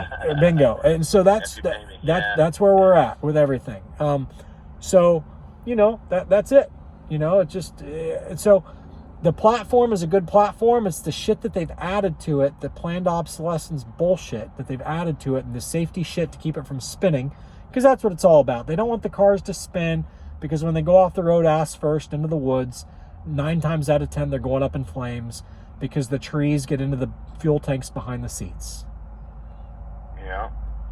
The fuel tanks are the crumple zone. The engine's either going into the fuel tank after the engine hits the tree and the engine goes into the fuel tank, or the tree goes right into the fuel tank, or the engine goes into the wheel, which goes into the fuel tank.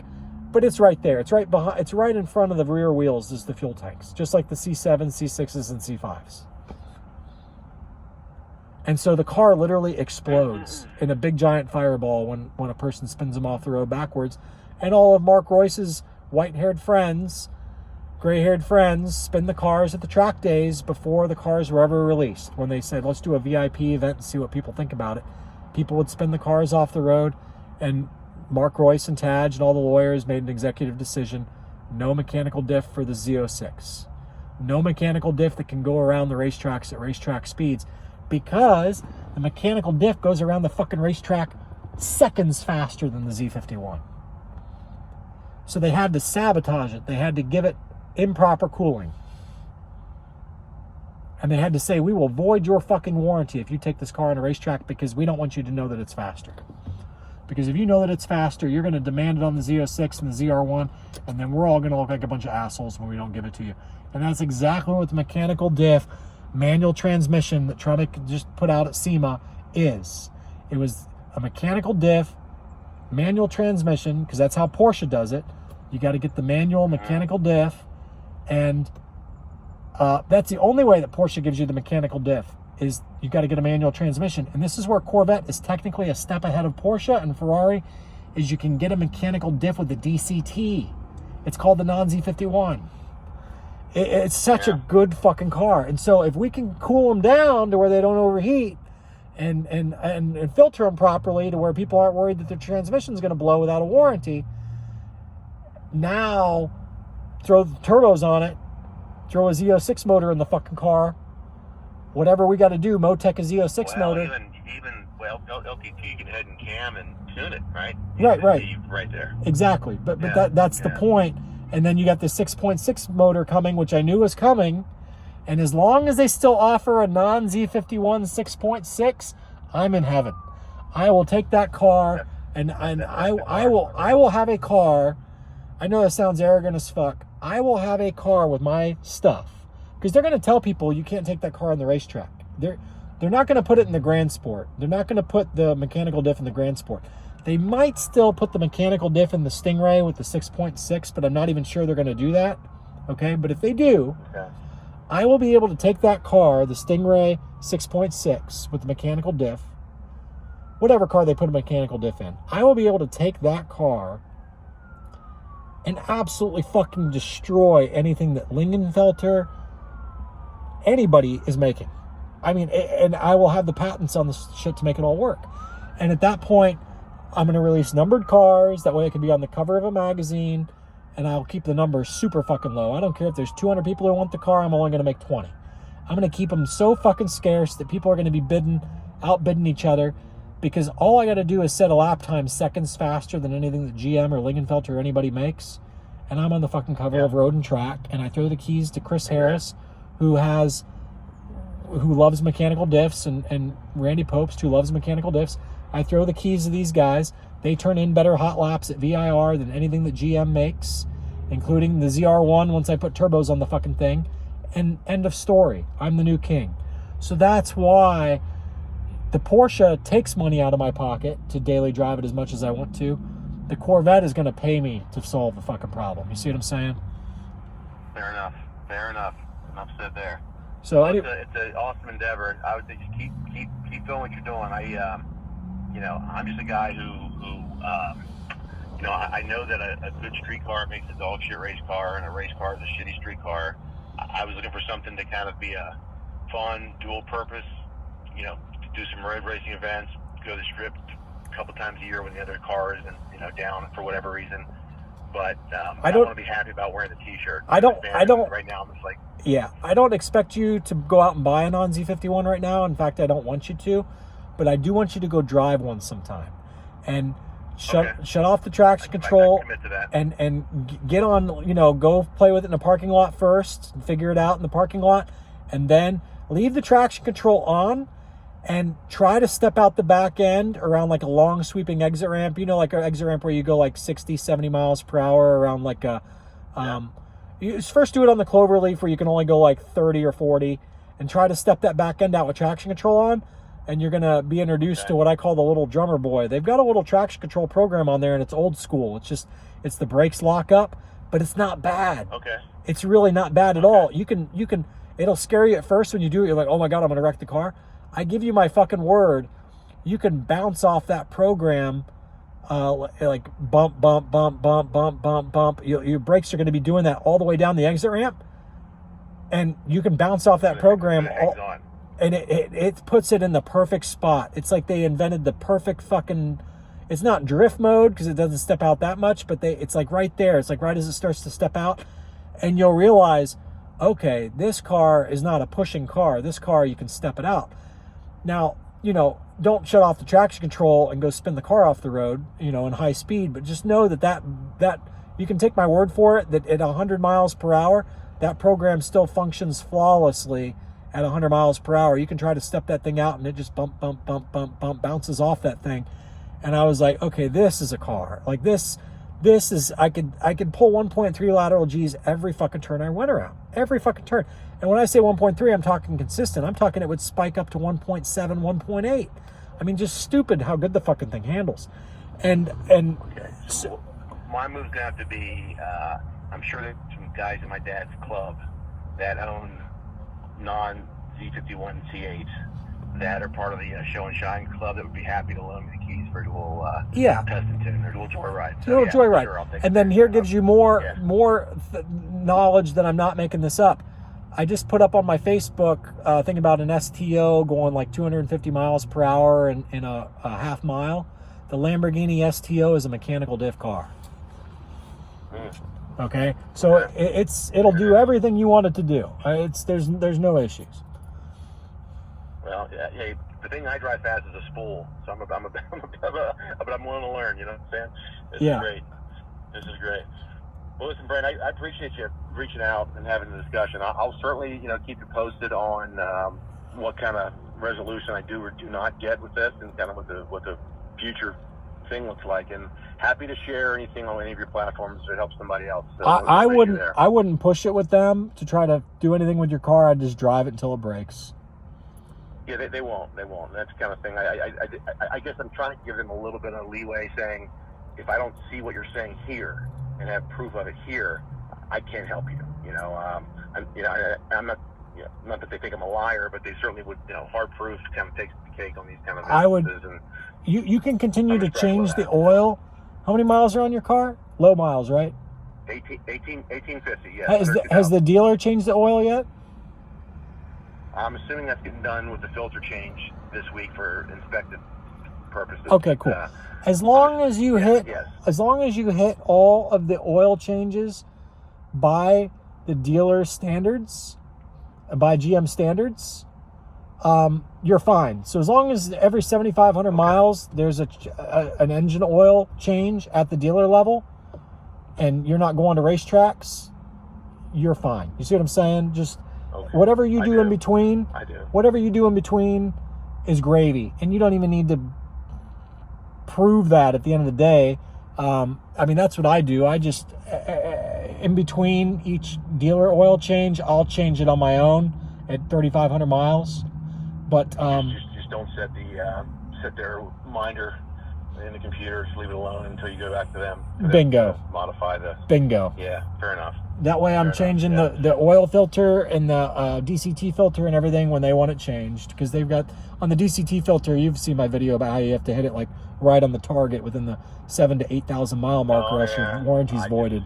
It's so much bullshit. Trying to wrap. I mean, that's the optimum amount of clutch material that needs to be removed. And meanwhile, if I change the filter at 5,000 miles and again at the next 5,000 at 10,000, oh, we're gonna void your warranty. It's like, are you guys fucking retarded? It's like, oh, well, it's a game. It's a game. But anyway, I gotta run, man. I appreciate you. A great phone call. So I'll let you go and I'll listen through this in the beginning. I don't think there's anything in here where you have to anybody's even to know who you are unless they really, really know who you are. You know what I mean? But anyway, other than that, some of the old heads from the drag circles years ago, maybe. But listen, at the end of the day, I'm happy to help. Yeah. Listen, I'm in a good place professionally, right? But I know there's some people who get involved and absolutely overextend themselves on getting the car that they love, their dream car. Right. And for someone in those shoes to have this kind of an issue is beyond sad for the true car enthusiast. And so if I can save someone else, help someone else in their plight of whatever this looks like, I'm happy to be involved. Absolutely. I sure appreciate you, man. You're a good dude. So chat soon. I appreciate that. Yep. Have a good night. Sounds good. You have a great one. Bye. Yep.